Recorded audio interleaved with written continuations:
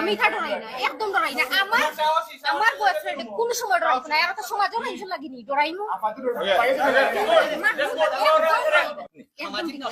আপনারা কেন আইছেন? ভালো লাগছে এইছি। তো ঠিক নাই যখন তাইলে আপনারা ভালো এখন লাগবে না। আপনারা মানে যেটা আপনারা করণীয় বিয়া দিয়ে দিতে হইলেও দেন বা মারতে হইলেও ফায়ার করতে ফায়ার করতে পারো। আজকে আপনাদের এখানে মাহফিলে আসার আগে সিলেটে একটা সাংঘাতিক ঘটনা ঘটছে।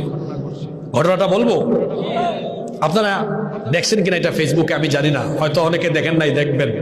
ওই যে সিলামে একটা জায়গা আর কি, ওখানে স্কুল কলেজের 10 জোড়া কবুতর গেছে। কয় জোড়া?